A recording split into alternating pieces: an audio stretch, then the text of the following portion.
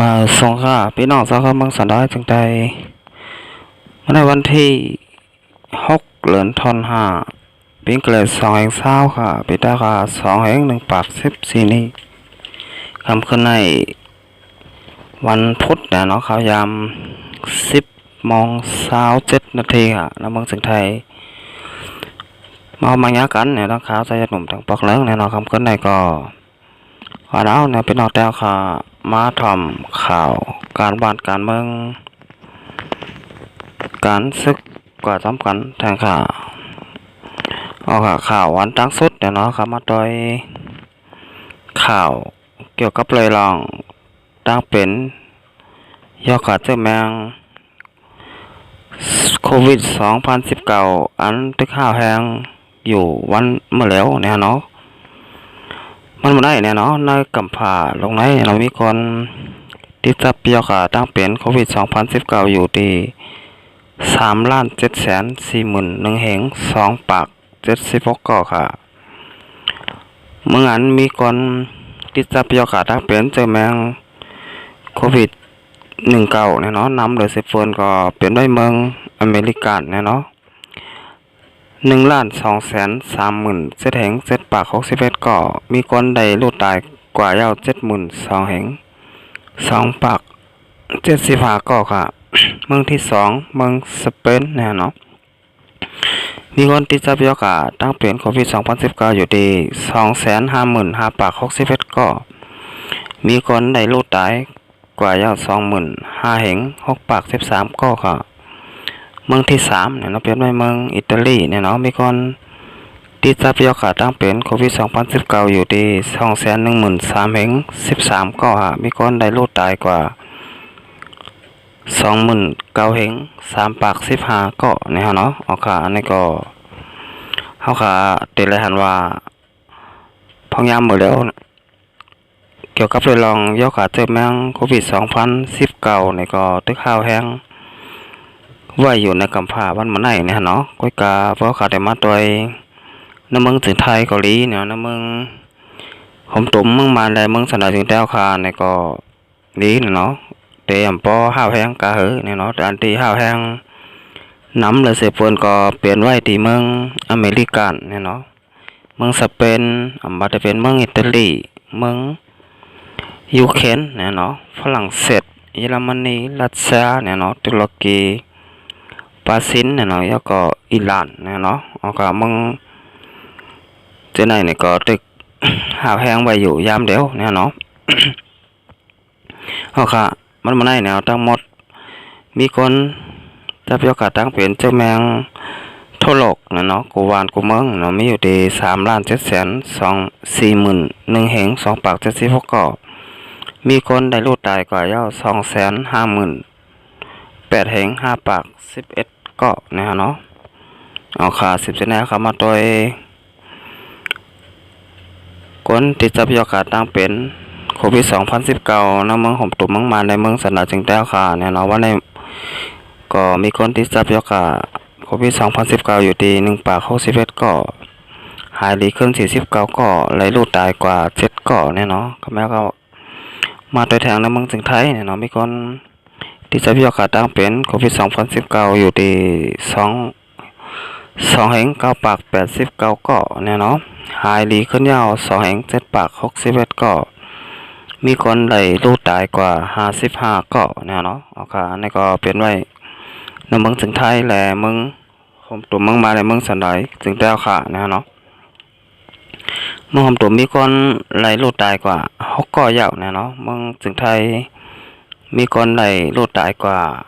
55เกาะเนี่ยเนาะเอาค่ะเอาค่ะสิบชนะมาได้แทงเขาข่าวที่2เนาะเกี่ยวกับเลยลองดับสุขสิ่งใดเนี่ยเนาะ RCSSA เนี่ยเนาะลงกดทัดปันไปอยู่หรือพ่อแม่คนเมืองแล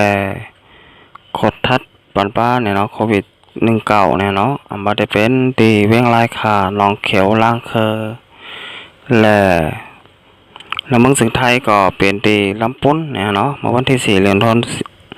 วาคม2 แห่ง 20ขาเรือน6 หมื่น 13คำปิดได้2 แห่ง 1 ปาก14นี่ มอยาผายป้ายอยู่หลีของเสียคนจึงได้อาเสียเดดเนี่ยเนาะลงกดทัดลุมลาโดยถึงปันเนี่ยเนาะป้ายอยู่หลีปันความโหเกี่ยวเลยโควิด19ดีพอมีคนเมืองเนี่ยเนาะเนอเสียเพียงหลายขา80เกาะเนี่ยเนาะในวันที่5เดือนธันวาคม2/20เนี่ยลดลงมา14คำปีใต้2/1ปาก14นี้ไล่กดทัดลุมลาโดยถึงเนี่ยเนาะปันป้ายอยู่หลีพอมีคนเมืองเนื้อเสียเพียงหนองเขียวเนี่ยเนาะ2ปาก63เกาะดีเนื้อเสียเพียงล่างคือก็เลยหัวมือกันตั้งหมอยาผายป้ายอยู่หลีลงปองจึงเสเนี่ยเนาะกดทัดลุมลาโดยถึงปันเนี่ยเนาะผายป้ายอยู่หลีพอมีคนเมืองตา1ปาก60ก็แลปันปาความโหเนี่ยเนาะเกี่ยวเลยลองโควิด19เหมือนกันเนี่ยเนาะแล้ววันเดียวก็หนังเก่าอาเสียแรดเนี่ยเนาะหัวมือตั้งมุกจุ่มซาคือไตจุ่มใจเหลือพี่น้องคนปลายเพเสียเอาข้อของกินย่ำเนี่ยเนาะแจกพันพี่น้องแห่งการยานเมืองอันมีอยู่ตีเนอเจตอนลำปุ้นเนี่ยเนาะจึงไทยเนี่ยเนาะตา80ก่อในยาวเนี่ยเนาะเนี่ยเนาะคนเมืองเขาขาคุกก่อเนี่ยเนาะไว้สติน้ำเนี่ยเนาะอย่าอยู่ลมล้ำเนี่ยเนาะเฮออ่อนกันลมลาตัวห้างเผอมันเนี่ยเนาะ2ข้าวมีตังอยากผุดในวันหน้าในเว้งเนี่ยเนาะเฮอหมอพั่มกันใจแถมกันเนี่ยเนาะ3จอมบานจอมเฮินเฮอเฮ็ดลมไหลมดเสือเนาะอย่าเฮอยอกกะตั้งเป็นเฟลามไงเนี่ยเนาะ4เฮอกินปันน้ำแลสุกล้างมือเฮออยู่มดเสือเสตะเนี่ยเนาะ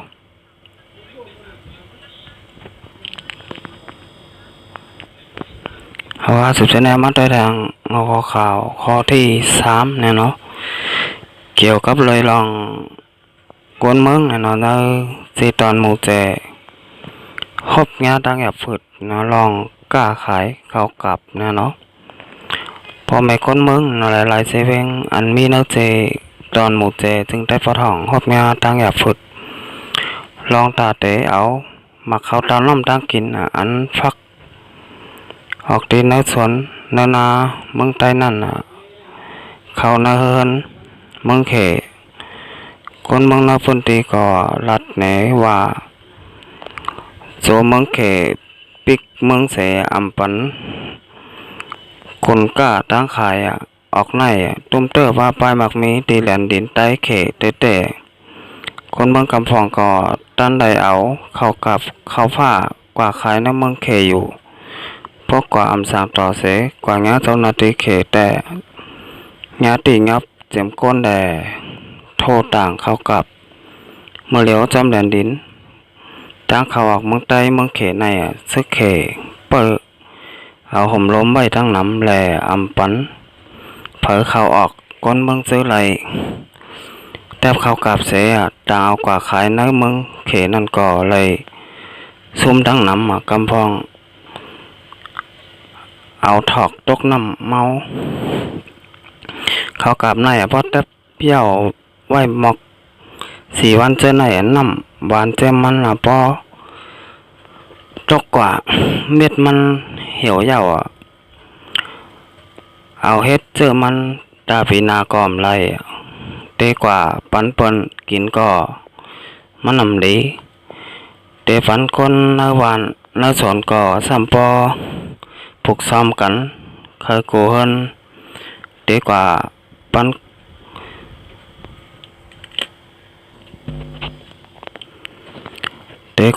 คนต่างเซเวงเจ้ามันซ้ำเตไลเป็นภายออกเงินการนำมันเข่งจากกาเฮอกาแหงคนเจอในแทงอะไรเจ้าเขาฝ้าจังมีลองหยาบฝุดหลายๆลองเสเอาทอกตกเนื้อนำเมาตั้งน้ำมังเจออำไปไล่แทบเขากับก็มีอยู่ว่าไหนสายเกี่ยวเต้งลาตีสีขาวผู้ใต้เขาว่าลองเตะปืดปันปืดปันพักโตตีน้องพายก้องน้องเลยพักโตมานเวียงนั่นแต่เลยพอถ่อมเตยเนื้อปังกุมวันที่ 8 เดือนธันวา2020เตมาในย่านว่าเจ้าหนาตีเมืองมานและเมืองเขเตฮบทบอุปโอกันแทงว่าใน